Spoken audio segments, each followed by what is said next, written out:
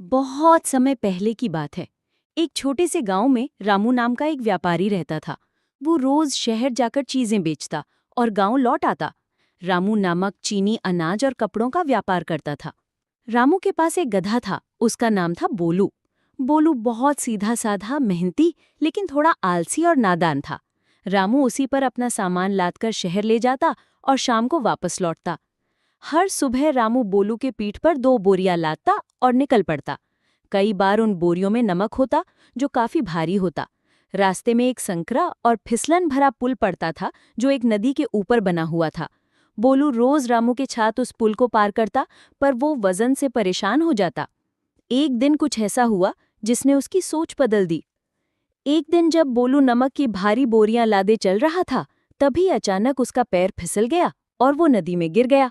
रामू घबरा गया, लेकिन गधा जल्दी ही उठकर किनारे आ गया। मगर जैसे ही वो उठा, उसे महसूस हुआ कि बोरी अब उतनी भारी नहीं लग रही थी जितनी पहले लगती थी। दरअसल जब गधा नदी में गिरा, तो नमक की बोरियां भी पानी में भीग गईं और नमक घुल गया। बोरी अब लगभग खाली हो चुकी थी। गधा बहुत खुश हुआ। उसने सोचा, वाह, मैं तो बहुत हल्का हो गया। इतना आराम पहले कभी नहीं मिला। बोलू के दिमाग में एक नई तरकीब आ गई। अगले दिन जब रामू ने फिर नमक की भारी बोरियां लादी और नदी के पास आए, तो बोलू ने जानबूझकर खुद को फिर से नदी में गिरा दिया। परंतु जब ऐसा 3-4 दिन लगातार हुआ, रामू समझ गया कि गधा अब चालाक बन गया है और जानबूझकर नमक घुला रहा है ताकि बोझ हल्का हो जाए।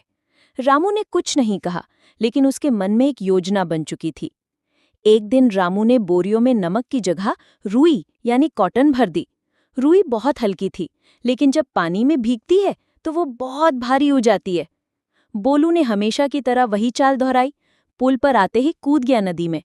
जैसे ही वो बाहर आया, उसने महसूस किया कि उसके पीठ पर वजन पहले से भी ज्यादा भारी हो गया है। अब बोलू हांफने लगा, उसका चलना मुश्किल हो गया। उसे अपनी चालाकी भारी पड़ गई।